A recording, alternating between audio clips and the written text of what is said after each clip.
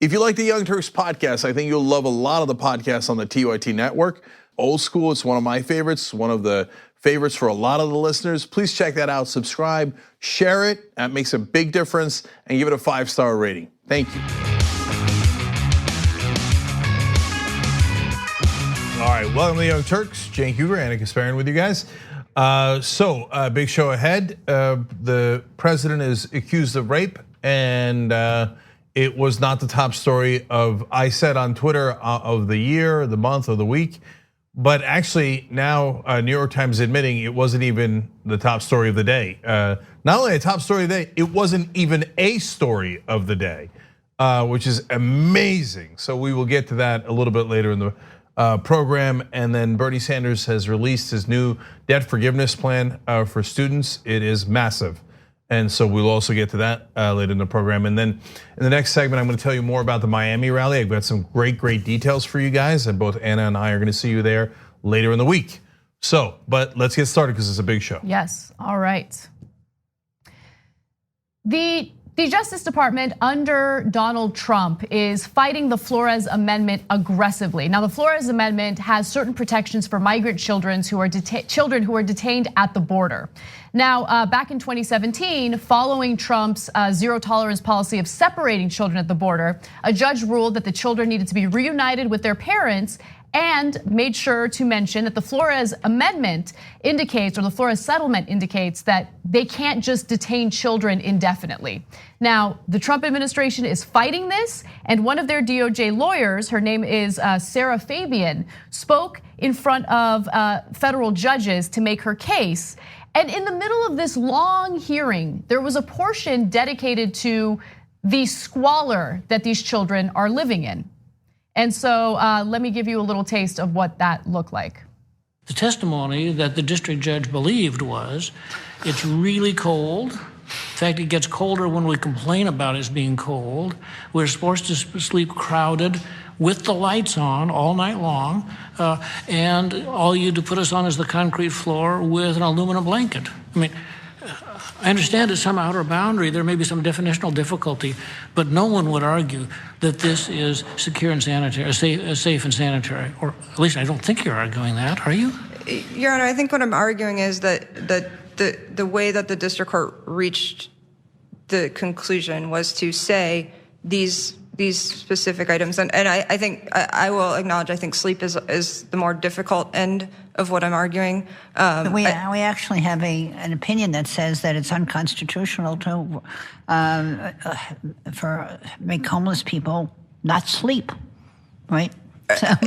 Correct, Your Honor, and I think, I mean, I do know, and I think that's part of our point, though, is that we're not talking about the constitutional standard here, and we're not talking about what CBP has implemented more broadly as its own TEDS policy. We're talking about. Are you arguing seriously that you do not read the agreement as requiring you to do something other than what I've just described? Cold all night long, lights on all night long, sleep on the concrete, and you get an aluminum foil blanket. Are you saying that that's okay? And 2 credit to lie down, which they also said. I find that inconceivable that the government would say that that is safe and sanitary. So this government would find it very conceivable. Yeah, so what's interesting is in this case, you have this DOJ lawyer arguing that the Flores settlement does not indicate that they need to provide soap, toothpaste, the tools and the products necessary for sanitary conditions. In fact, she goes even further than that, which we'll see in the next video. But Jake, do you want to jump in before we do that? So I love that part where she was like, well, sleep is on the harder end of what I'm arguing for. Meaning, yeah, it's pretty hard to argue that they shouldn't get sleep when this condition is safe and sanitary. And so even she knows her case is absurd. The main thing she's relying on is, I don't know, it's kind of vague, which by the way is what lawyers always rely on when arguing bills. They say, well, they said safe and sanitary, but what does that mean? What does sanitary really mean? And that is why the judges are drilling down here and going, are you saying that there's a way to be sanitary without soap? Are you saying there's a way to be sanitary without toothpaste? And so they have to ask these absurd questions. So look, some of these conditions existed under Obama. But here Trump is proud of this and is now defending it and has appealed the 2017 case, going, no, I like these conditions and I want to keep it going. Actually, so while one could argue that the Obama administration had its faults, right?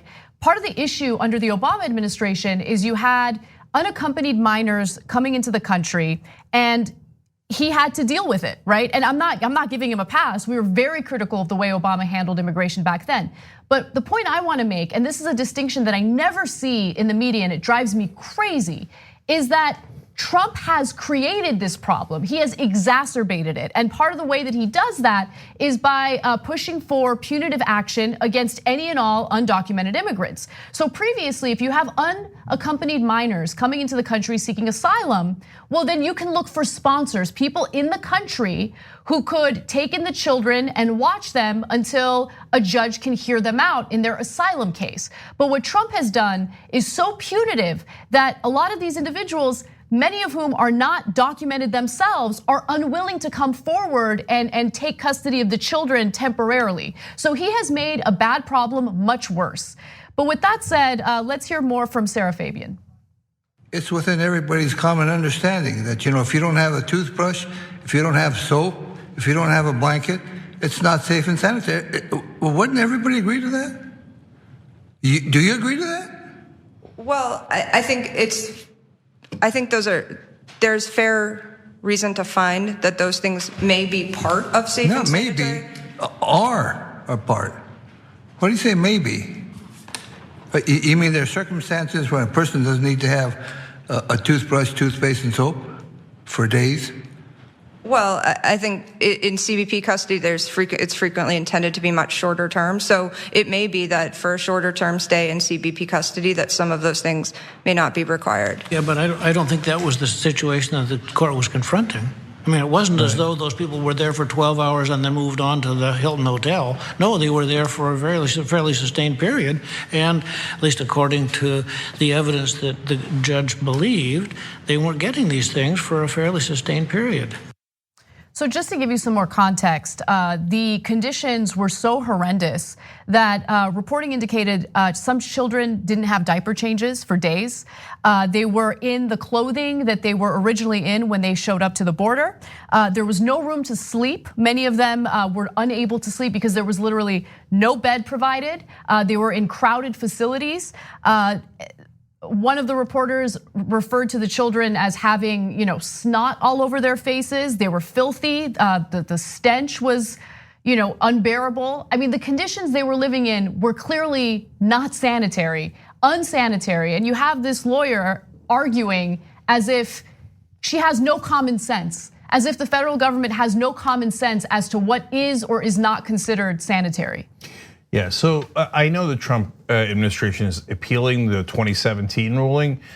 So that's what they're relying on to not fix the conditions at all. Saying, well, we haven't got a final decision on this. It hasn't gone all the way to the Supreme Court. But normally what should happen is when a court makes a ruling, the executive branch should then enforce that ruling. And even while appealing. But here, Trump not only has not addressed what the court originally said, which is you cannot keep kids under this condition.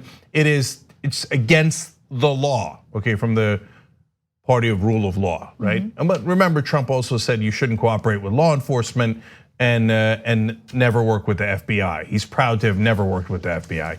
So I guess they don't care about the rule of law at all.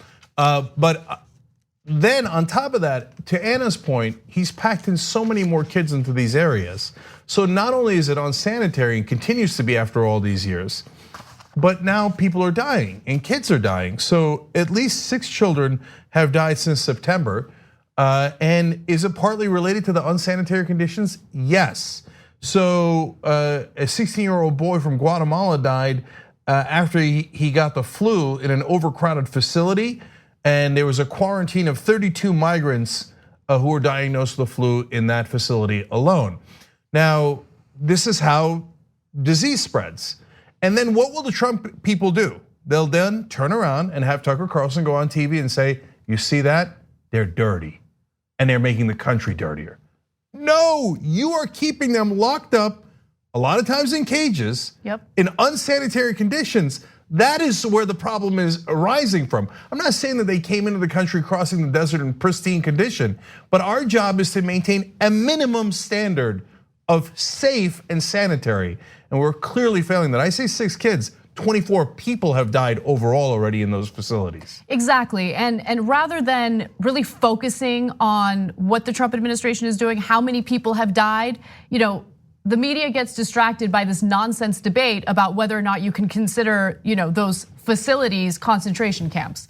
They're concentration camps. There's no need for debate. Let's move on because this is what's really going on at the border. Yeah, and they're not death camps. That's a different term. Concentration camps is when you concentrate a lot of people in an area like this when they should not be held by the government. Right. And that is exactly what we're doing, and it is leading to these effects. So we need to address it. And I gotta say though, look, the original case came out of the Obama administration. So a lot of the establishment media didn't cover things under Obama and Bush. Now, since Trump is a well-known monster, they're covering some of these stories more. And Trump has made the situation considerably worse in all the ways that we just explained. But I wish they were covering it under Obama as well. Yeah, and I think the establishment politicians get way too much of a pass for all the monstrous things that have happened under their watch. I don't mean to put monstrous label on Obama, but he did a lot of bad things that we talked about, including the drone strikes on civilians, etc. And now people are arguing that Bush was a good president compared to Trump. No, Bush started the Iraq War. It killed nearly 1 million innocent civilians. I mean, if Bush were president today, we would be in Iran right now. Certainly if he was still under the influence of Cheney. Yeah, that's definitely. for sure. And the guys that were influencing were guys like John Bolton. And look at that, he's back in charge. So I like that Trump is being held accountable. I hope that if and when Trump leaves, that continues for the next president, even if they're part of the establishment. There's one other thing that I want to mention quickly about Sarah Fabian. Now again, she's the DOJ lawyer in the videos that we showed you. And there's been a petition going around trying to get her disbarred. And at first I was a little hesitant about the anger and the rage toward her. Yes, she's making ridiculous arguments on behalf of the Trump administration, but that's what lawyers do. Lawyers sometimes represent hideous people. And so I didn't know how I felt about that until I did a little more digging on Sarah Fabian, and I found out that when a federal judge indicated that children needed to be reunified with their parents, she argued that she couldn't work on that during the weekend because she had to do some dog sitting. Yeah, I have dog sitting responsibilities that require me to go back to Colorado, but I will be back Monday. I wonder if the kids in cages got dog sitters as well. Probably not. She's got to go. All right, moving on to some other news. Over the weekend, both Donald Trump and Mike Pence had interviews with mainstream media outlets. And during Trump's interview with Chuck Todd, he was confronted about the fact that children are living in terrible conditions at these detention facilities at the border. Take a look. You have children without their parents. You have kids taking care of kids. Yeah. You've read these reports. I know people are coming to you. I know you think this is the Democrats' problem.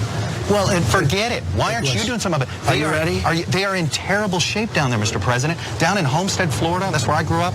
The conditions are terrible. I agree. And it's been that way for a long time. Do something. And President Obama built the cages. Remember when they said that I built them, and then it was 1914.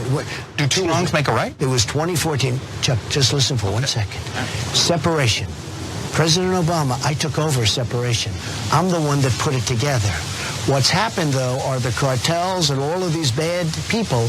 They're using the kids. It's almost like slavery. Well, let's not punish the kids more. This has been happening. The kids are getting punished more. You're right, and this has been happening long before I got there. What we've done is we've ended separation. You know, under President Obama, you had separation. I was the one that ended it. So he's claiming he's the one who ended it. But I mean, does he think that we're suffering from memory loss? Because it wasn't too long ago that his own attorney general was boastful about how they were about to implement a plan of family separation. Take a look. This is the wealthiest nation in the world. We have money to give toothpaste and soap and blankets to these kids in this facility in El Paso County right now. Of course we do. So why aren't we? My point is, it's all a part of the appropriations process. Congress needs to provide additional support to deal with the crisis at our southern border. Sorry about that. That was the wrong video. That's all right. Let's go to video 5, which is the right video. I have put in place a zero tolerance policy for illegal entry on our southwest border. If you cross the border unlawfully, then we will prosecute you. It's that simple. If you smuggle illegal aliens across our border, then we will prosecute you. If you are smuggling a child, then we will prosecute you. And that child may be separated from you as required by law.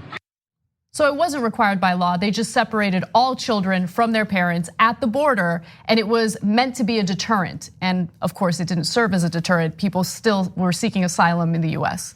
So the surprising part of that interview was that there was 1/8 of what Trump said that was accurate, which is that some of the bad conditions in these facilities did exist under Obama. The rest was total fiction, made up. He said Obama started separating the families. That's just not true. It's not remotely true. It's a bald-faced lie. It's slightly misleading. There's a miscommunication. No, under Obama, sometimes kids would come in alone. So then they had to be housed. They were housed sometimes in situations that were not very good. And there was court rulings saying, you've got to make that better. Trump comes in and says, I don't care if you came in with your family, I'm going to separate you from your family. Trump did that. He started that. There is no dispute on that at all. But the president is a pathological liar. He doesn't care what the reality is at all. So he goes on national TV, even though we all know what happened, and says, no, Obama started separating the kids from their families. 100% false, a total lie. I actually want to give Brian Stelter a little bit of credit because- Chuck Todd, you mean? No, not Chuck Todd. I meant Brian Stelter. Because one issue that we've had in the media is that the president will lie, and then media outlets, particularly print media, will take that lie and just regurgitate it and print it in their headline. Trump says Obama did that, right? And that'll literally be the headline. Well, not literally. Trump says Obama implemented child separation policy. And then someone will just read the headline, won't get into the details of the story, and they'll just believe it. I'm bringing that up because Brian Stelter called that out on his latest episode of Reliable Sources. So when he was giving that ridiculous excuse, Trump was, and was not taking personal responsibility for his own failures, it just made me think about how that clip is gonna get picked up, how his statement is gonna be used in a headline, and how so many people are misled into thinking, no, Trump isn't doing anything wrong, it was Obama, and Trump is now cleaning up his mess. Okay, first of all, my bad for thinking that you were talking about Stelter, when in reality, Chuck Todd, of course, looks like John Iadarola. Okay, according to some, I'm not sure I believe that either. Anyway, but if you're watched the movie about As Mad as Hell, or if you've seen that clip, the clip where I flip out about the USA Today back in 2006. If you remember, what I was flipping out about was they would just regurgitate Bush's lines and put them as giant headlines. And that one was, Bush says USA safer. So the point that Anna made on Reliable Sources this weekend is people are not reading into paragraph 27 to find out that the USA is not safer. When you put a giant headline that says USA safer, people think it's safer, right? That the Iraq war somehow made us safer. And in this case, that when Trump says it, and oftentimes when you see a headline, it doesn't even register in your brain that Trump said it. It's just this giant headline saying Obama started it. But that's not true. The more accurate headline, which would actually summarize the story better, is Trump again lies about Obama starting the child separation policy. Because that's actually the heart of the story. Because it used to be a big deal when the president even did a misleading statement, let alone a lie, right? You remember when they called Obama's saying that you'll be able to keep your doctor under the Affordable Care Act the lie of the year? When in reality, it wasn't even a lie. It was a little off depending on the plan that you had, but well over 90% of people could keep their doctor. And it's just some cases you actually had better insurance, which might require you to get a different doctor. They call that the lie of the year. Meanwhile, Trump is doing the lie of the year every other minute. And so your story should be about how the president cannot, for his life dependent on it, tell the truth. And it is kind of amazing how his supporters will just believe the same, blame game that Trump and Pence do when it comes to Obama, when it comes to Congress. Don't ever take responsibility, don't take personal responsibility, just blame it on Democrats in Congress, Obama. Obama, Hillary, Obama, Hillary, Hillary, Obama, Congress. I mean, they never take personal responsibility. And you're about to see that in this next clip featuring Mike Pence. Pay close attention to the way he snickers after he's asked a question. This is the wealthiest nation in the world. We have money to give toothpaste and soap and blankets to these kids in this facility in El Paso County right now. Of course we do. So why aren't we? My point is, it's all a part of the appropriations process. Congress needs to provide additional support to deal with the crisis at our southern border. It's Congress, it's just Congress. Trump can declare a national emergency when it comes to building a wall, and he can take funds from one place and use it for the wall. But when it comes to children who are living in squalor and are dying as a result of that, no, we can't do anything. It's the Democrats. The Democrats are failing. They're the ones who are doing this. Come on. So I want to address two parts of that. First of all, if you notice there, deplorable conditions, he said, of course. And Trump earlier, when Chuck Todd said terrible conditions, said, you're right, the kids are living under terrible conditions. It makes it sound like somebody else's president. Like, even if you thought Obama started it, okay, all right, I get it. Well, why don't you do something about it? We're in the third year of your presidency. I know you're not gonna get to the wall, you're not gonna get to the helping the kids, you're not gonna get to any universal health care coverage. He promised that during the campaign. My guess is you're not gonna get to that either. The only thing he got to was tax cuts for the rich. That was his biggest priority. Kids in cages, yeah, they're living in terrible conditions. You're right about that. Obama did it before me. Okay, are you gonna do anything about it? Oh, no. What happened to personal responsibility? None. Okay, and then he says, well, Democrats have to act. If you're wondering, wait, Chuck Todd said that's true. He partly seemed to imply that, and I know it was a quick exchange with Trump. So what is Trump asking of the Democrats? He says he wants them to change the asylum laws and end the loopholes. You know what that means?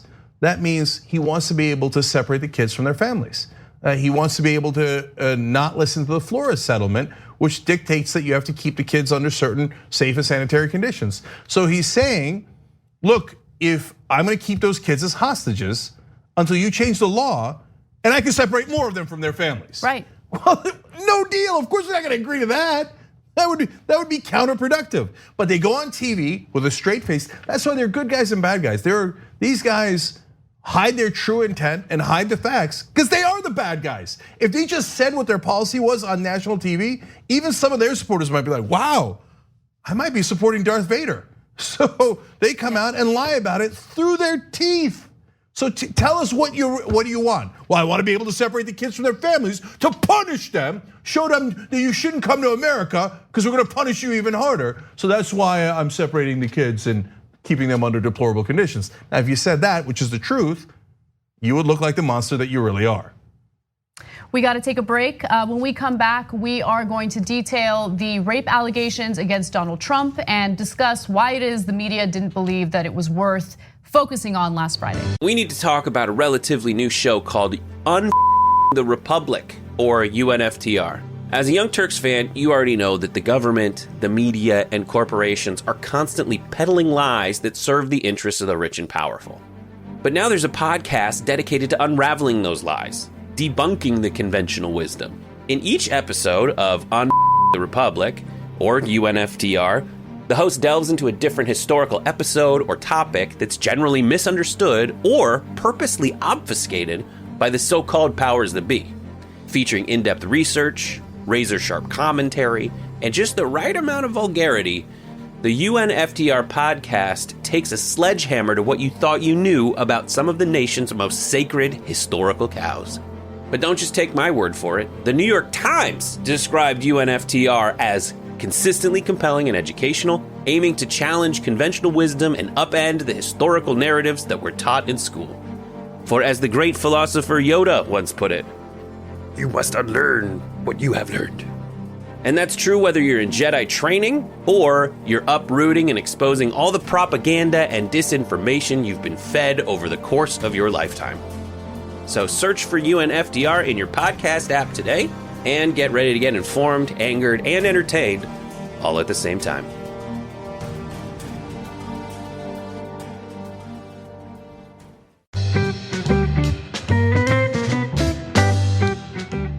All right, back on the Young Turks. All right, I want to tell you guys more about the situation in Miami. So the debates are in Miami, so we're going to have our next Revolution rally in Miami. It's going to be on Wednesday night and Thursday night.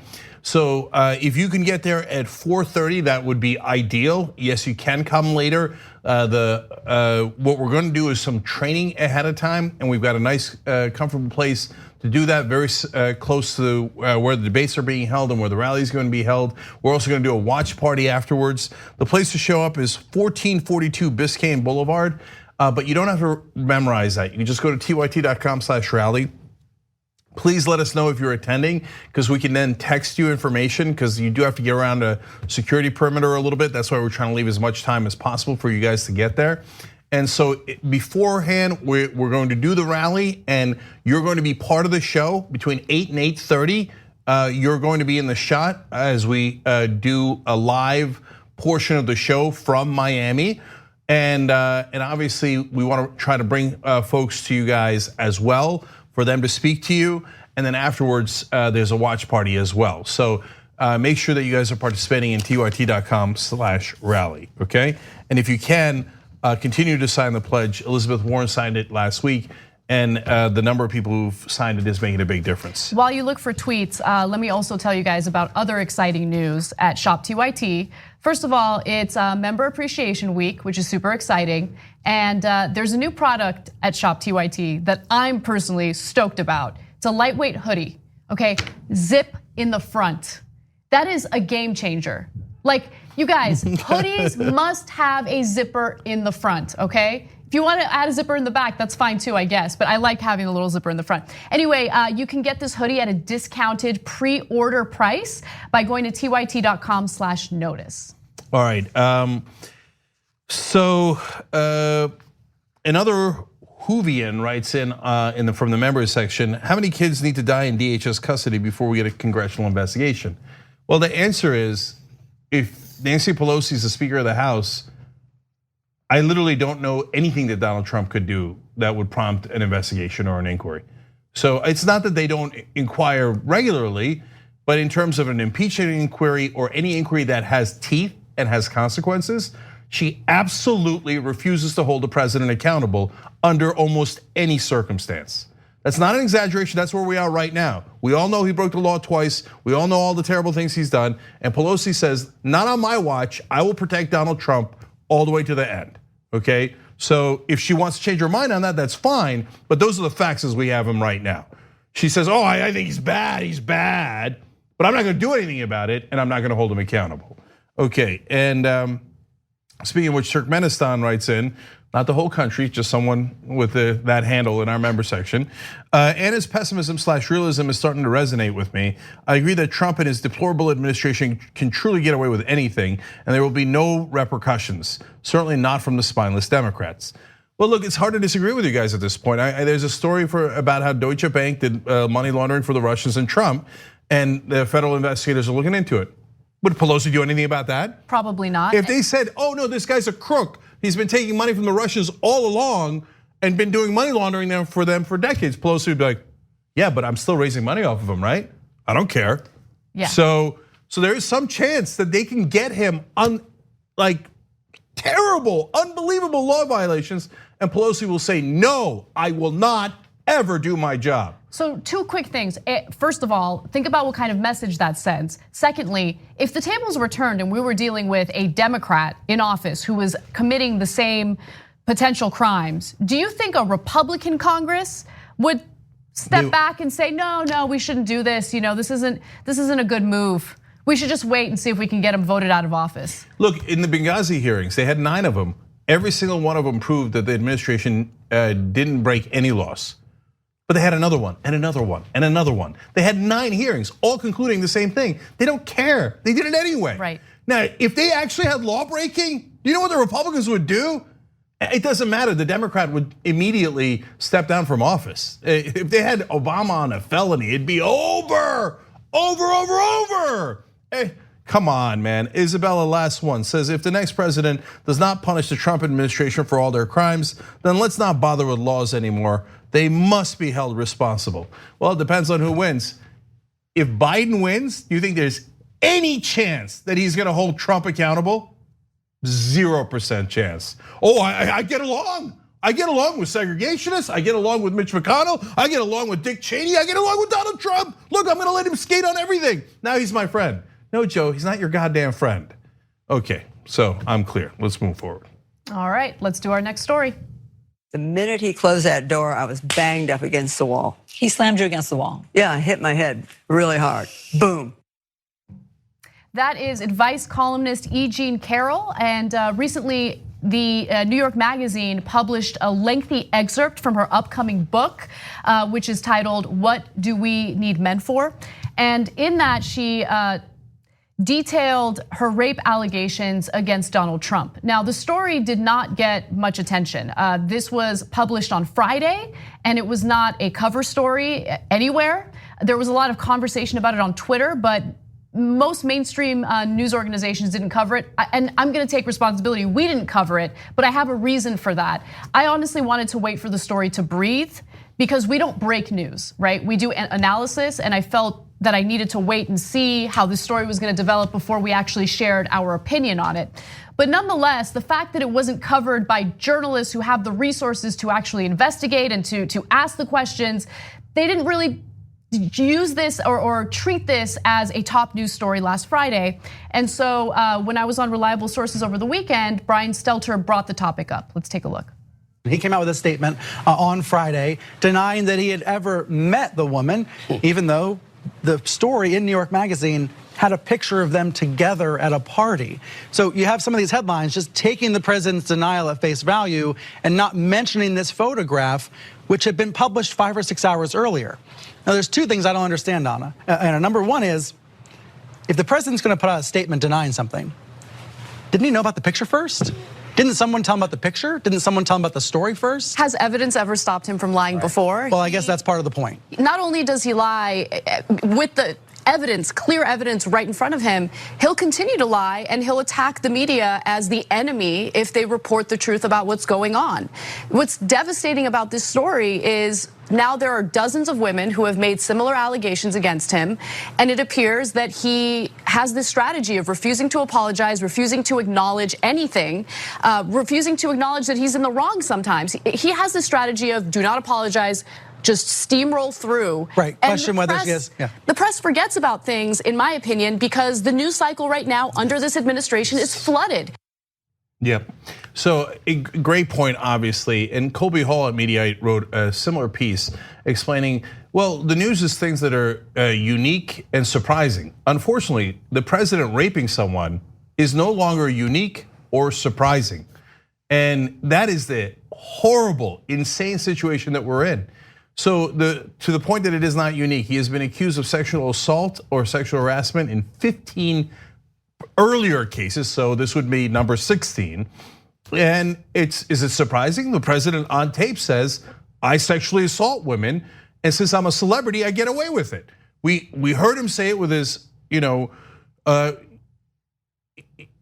with his own voice, although he then turns around and says, no, you don't believe your lying ears, right? And goes on to deny things that we all know to be true. And we're in this conundrum with what do we do with a guy who, yes, the whole country knows is a monster, but every time there's something new, you have to cover it. You have to cover it. New York Times did not put it on the news section at all. They put it under the book section because it's in her book.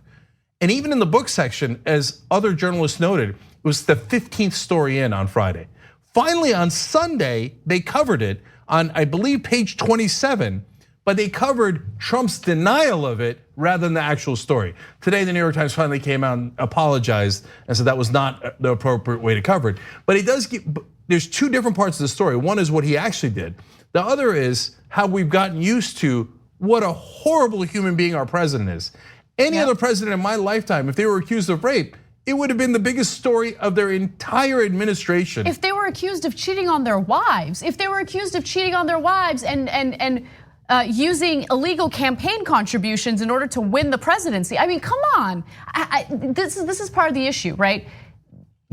It's being normalized. All of this bad behavior is being normalized. He has desensitized us to criminal activity. And the worst part about it is not only does he refuse to apologize, refuse to take responsibility, refuse to address things truthfully and honestly, but anyone who is a decent human being and admits their wrongs and apologizes and shows remorse, that person gets punished by society, right? So what is the lesson that people learn based on the way things are going right now? Don't ever take responsibility, don't ever apologize, don't ever concede. And that is not a good lesson to learn. And by the way, and so Colby did a great job in that piece of media, and he pointed out Lucy Flores came out with allegation, the same exact publication, New York Magazine, Under the Cut, and that's the woman who accused Joe Biden of smelling her hair. And he did an analysis that in the 3 days after that story, it was covered by cable news in that stretch of time 150 times. As opposed to this story, when the president is accused of rape, it was covered only 41 times.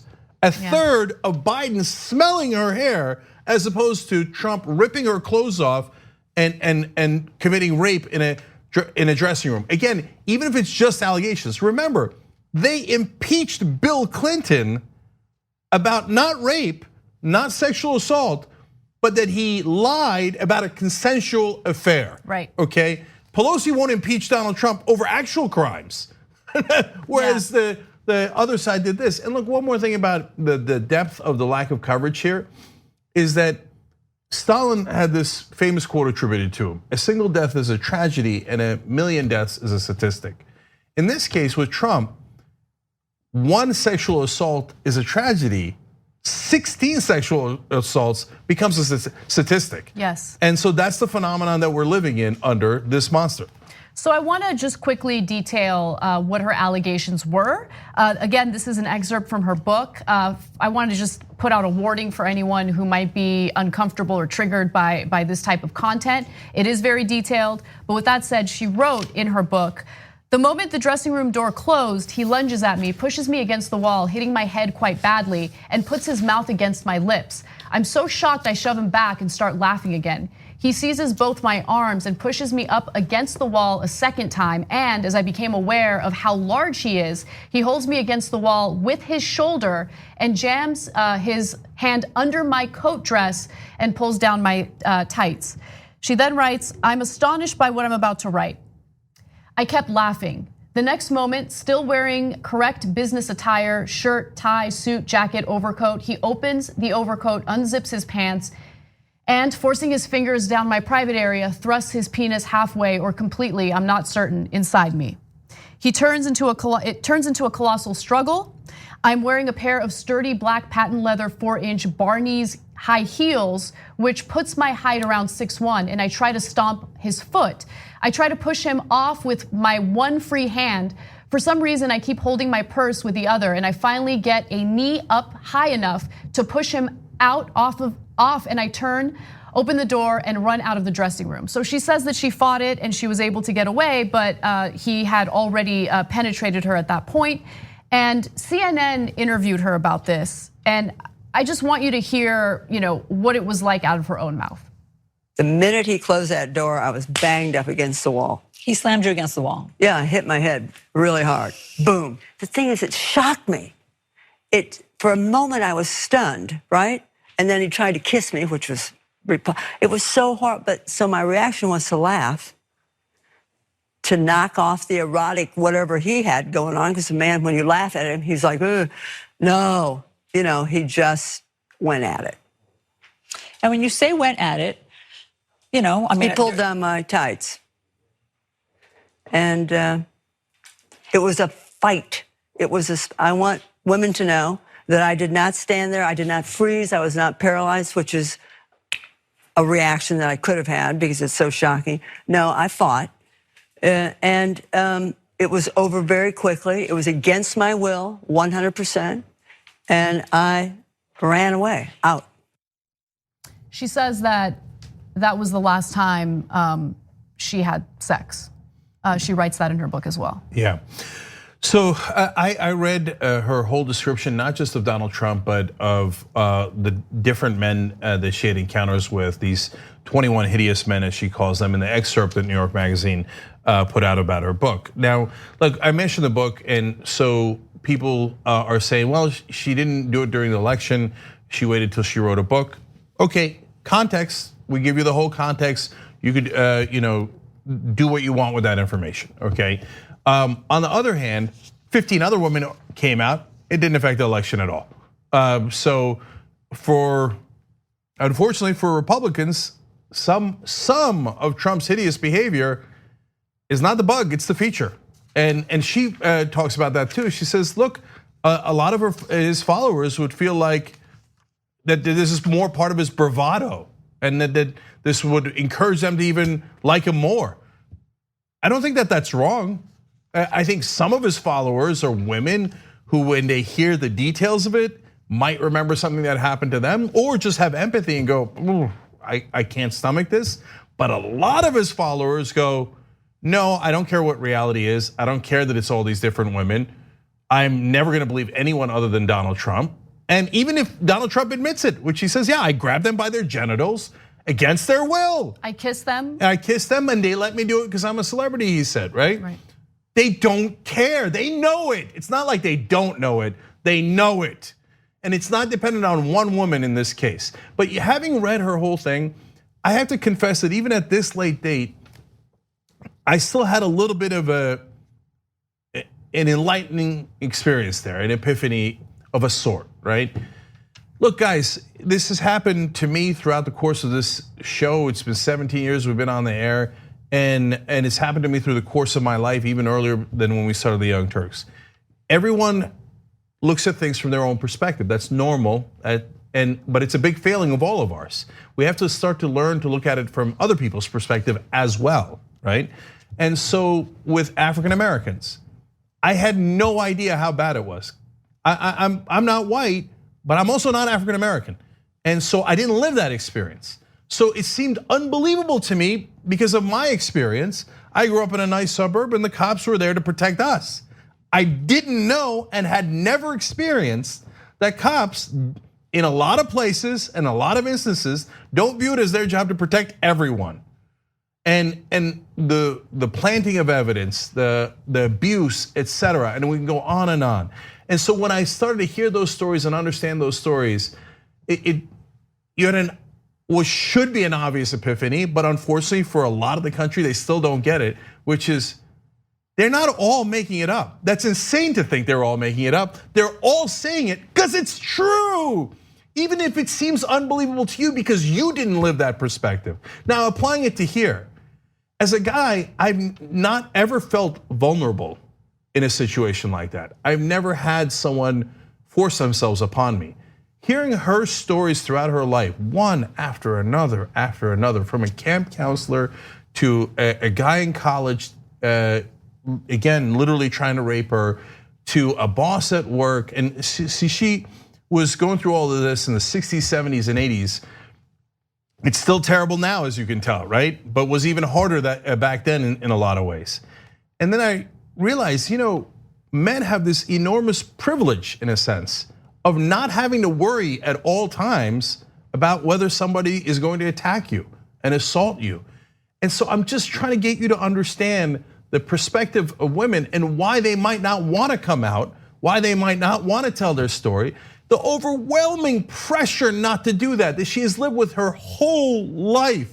Don't say it, just move on. Everybody says just move on. She told 2 witnesses at the time, they back up her story. And one of them said, you gotta go to the police, you gotta do something. The other one said, don't, he will crush you. He goes after anyone who accuses him of anything. They won't believe you and they'll ruin your career and that'll be the end of it. And if she had come out in the 1990s when it happened, that very likely would have been the scenario. That likely would have been the end of it and it would have ended her career. So just try to understand and empathize what these women are going through.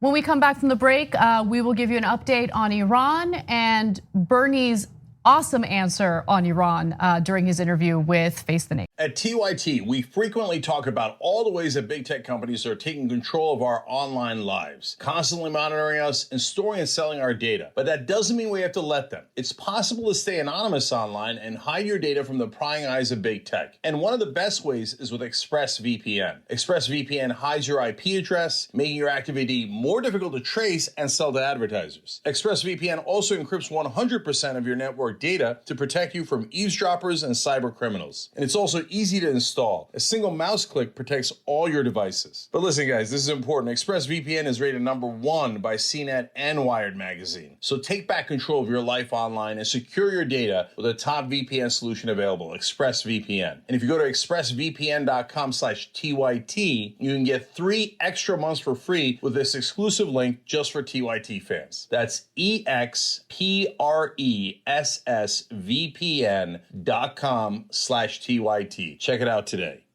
We hope you're enjoying this free clip from the Young Turks. If you want to get the whole show and more exclusive content while supporting independent media, become a member at tyt.com/join today.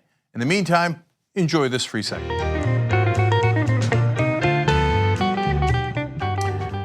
All right, back on the Young Turks. True North Remembers writes in, Anna's right as always. Trump never apologizes like other Republicans, Kavanaugh and McConnell, and it works out great for them. So why would they change if there are no political consequences? Yep. Write that into Nancy Pelosi. Ian 840 says it's the Access Hollywood script in action. Yes. Literally. And Benjamin Carollo on Twitter writes in, at a certain point, refusing to impeach Trump becomes an implicit endorsement of his behavior. Yep.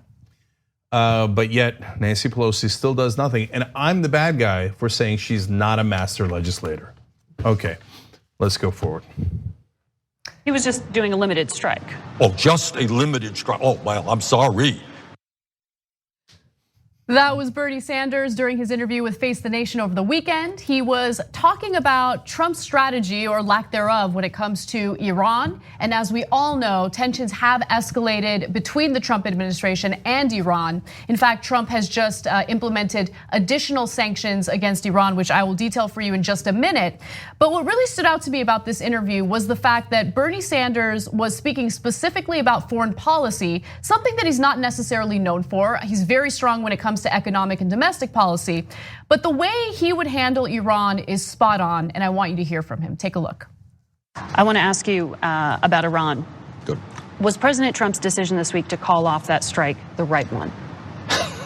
See, it's like somebody setting a fire to a basket full of paper and then putting it out. He helped create the crisis, and then he stopped the attacks. The idea that we're looking at a president of the United States who, number one, thinks that a war with Iran is something that might be good for this country. He was just doing a limited strike. Oh, just a limited strike. Oh, well, I'm sorry. I just didn't know that it's okay to simply attack another country with bombs, just a limited strike. That's an act of warfare. God damn, that's strong. I love his no-nonsense approach, and I feel like he's become more aggressive in that approach this time around. I don't know if that's gonna rub some people the wrong way. I know that the optics do matter, especially when he's speaking to a woman, but I think he handled that perfectly, right? No, look, I criticized myself for that issue last week. I don't think that's the case here at all. Right. I think it's patronizing to female reporters if you don't treat them as aggressively as male reporters. Totally agree, 100%. Okay, so in this case, look, I actually think that it's great that Trump called off the strikes. I said that last week, but is Bernie right that he set the fire in the first place? Of course, he shouldn't have ripped up the peace deal we had with them. They didn't have access to uranium that could make weapons. It was already solved. There was nothing to solve. But he's such an egomaniac and he hates Obama so much that he was like, Obama made the deal, I'm ripping it up. I'm gonna do a better one. And so now Iran is saying, okay, look, Europe, you ripped up the deal, you stopped doing it. We kept following it. Then you put sanctions on us, and now you're putting extra sanctions on us. So if you want us to come back and give you more in the deal, well, you gotta give us more in the deal. That's how deals work, right? But Trump doesn't understand. He's like, no, me want more. And then so he was threatening these strikes, and she steps in and she does what unfortunately a lot of establishment media does all the time. Hey, we're just doing limited strikes here, right? What was the need for that? interjection, right? That is her saying it's not a big deal. And him coming out aggressively and saying, no, bombing another country is a huge deal and an act of war.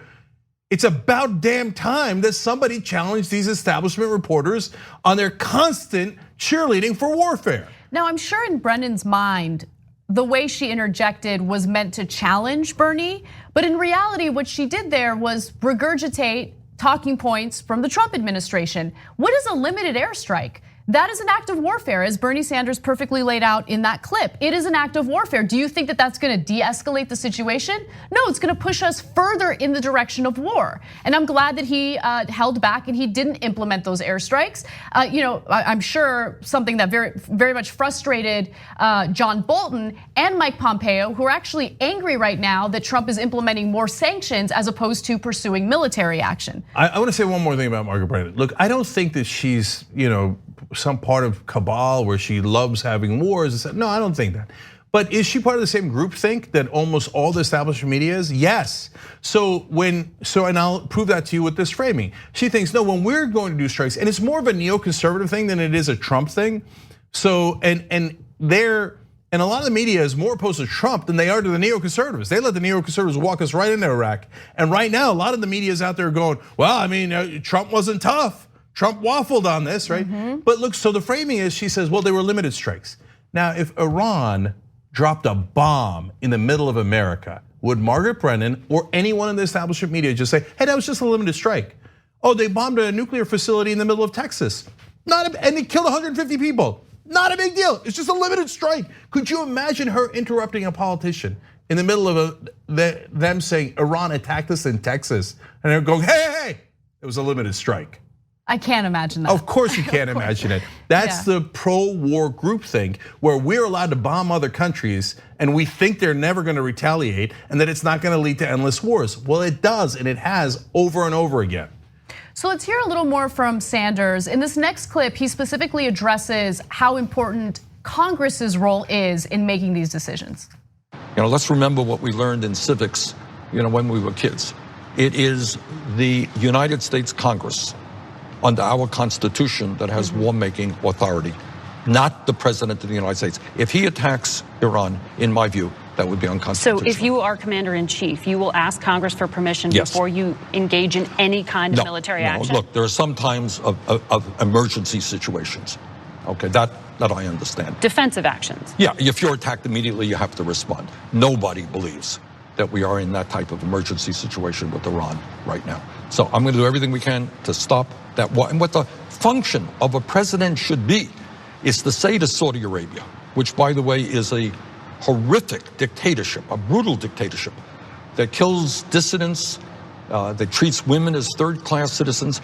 Our job is to say to Saudi Arabia, we're not following your lead. You're going to have to sit down with Iran. We will play a role, work it out. Okay, so first, real quick on Margaret Brennan, that's a perfectly legit question. It's a good question. I'd ask the same thing. Wait, when you're president, how are you going to handle this situation? And Bernie makes a good distinction. Well, is it truly defensive and you have to act immediately? Or is it like this, where you have a peace deal, you tear up a peace deal, then you provoke them, and then you choose to attack them by going on the offense? In that case, that you're starting a war, and you should ask Congress, right? So his distinction is right. But what I loved more was what he said about Saudi Arabia, and he kept on talking in that interview, and he said, I just don't want to be part of the Saudi war efforts. That's not the point of the United States of America. Yeah, exactly right. In fact, we have one more clip, and I think he gets into it here. So let's take a look. I would say to Iran, I would say to Saudi Arabia, I would say to Israel, I would say to the other countries in that region, you know what? You have been at war in one way or another for decade after decade after decade. And by the way, your wars have not only impacted your own people, they have impacted the United States to the tune of trillions of dollars and 5,000 lost lives. We will play a role in bringing you together. And if you need economic aid, we will provide the economic aid. We will provide the resources, but we're not simply going to give more and more weaponry to Saudi Arabia, to Israel. We're going to try to bring people together for what I admit, Margaret, I admit it, will not be easy. So he wants to approach it from a more diplomatic standpoint, stop selling weapons.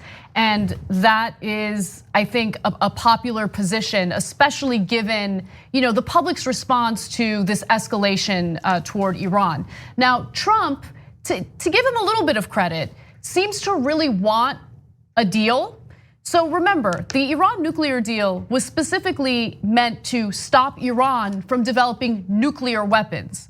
But Trump wants to negotiate a deal with Iran that would include other provisions, maybe stop with some of the proxy wars, stop with the missiles that are being fired at other countries. I get that, right? But the way he's trying to do it, I think, could easily, we can find ourselves in war because it's just stoking tension. So what he's doing right now is he's implementing more sanctions, as I mentioned. He's trying to squeeze Iran economically. There were already sanctions in place, but this latest round of sanctions targets specific people, including the Ayatollah, the foreign minister in Iran, and other members of the Iranian National Guard, right? So all of those people will no longer be allowed to use international banking. Their assets will be frozen, and he's hoping that this will bring them to the table and lead to a better negotiation.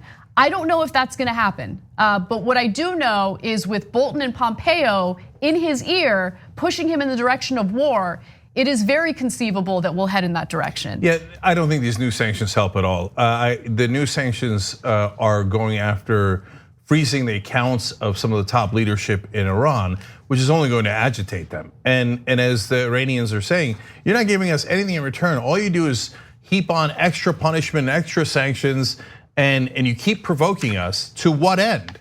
So what do you want that we didn't already give you? We gave you all of our uranium. So what, you haven't even made clear what you want, and then let alone what you're gonna give us in return. See, that's how deals are normally done. So this is another way I think of Bolton and Pompeo tricking the idiot into a war. Now MSNBC drives me crazy. So they have some good hosts like Chris Hayes who speak out against the war. I think Rachel did on 1 or 2 occasions. But they had a panel today talking about, oh, is Tucker Carlson gonna be the new Secretary of Defense? I can't believe Trump's listening to Tucker Carlson telling him not to go to war with Iran. Take yes for an answer. Tucker is saying don't go to war with Iran and he's having influence with Trump. What do you want him to do? Stop listening to that guy and start listening to Bolton? So they're sometimes the way they warmonger is maddening. Yeah, well for them, I mean, it's just, I get it, right? Trump is a hideous, terrible person. But sometimes the hate for Trump blinds them from sound commentary. So they're so obsessed with attacking Trump or attacking Tucker Carlson that they won't give credit where credit is due. Do not goad the Trump administration into war. You don't want war. So again, credit where credit is due. Don't try to make him out to be like a weak person on national security. What are you're trying to push him toward invading Iran? It makes no sense. Now, finally, that leads to foreign policy, which has almost not been discussed at all in the presidential campaign on the Democratic side. So we have finally begun to discuss it. And so right now, there's a lot of folks I'd love to find out more about their foreign policy. I know the history of it, but what is their current stance, right? And some I don't even know the history of it. I don't know Andrew Yang's foreign policy almost at all. Next time we interview him, I'll certainly ask a lot more about that. And Elizabeth Warren, we need more clarity. But Bill de Blasio was just the mayor of New York. A great progressive in a lot of ways, but I don't know enough about his foreign policy. Now, the people who we do know about, Mike Gravel obviously never wants to go into these wars. Tulsi Gabbard clearly against wars, and definitely and just introduced legislation against this war in particular. And now you see Bernie, crystal clear. He's not gonna get into stupid, senseless wars in the Middle East. And he says, look, if people wanna get our weapons, whether it's Saudi Arabia or Israel, who are our allies, we're perfectly happy to make economic deals, but they have got to come to the table. If they don't come to the table, why are we encouraging endless wars? Well, so far, I love that. All right, we're gonna take a break. When we come back, we're going to detail how much of a difficult time Buttigieg is having in his own town of South Bend, and we have more stories for you. We'll see you in a minute. Thanks for listening to the full episode of The Young Turks. Support our work, listen ad-free, access members-only bonus content, and more by subscribing to Apple Podcasts at apple.co/TYT. I'm your host, Cenk Uygur, and I'll see you soon.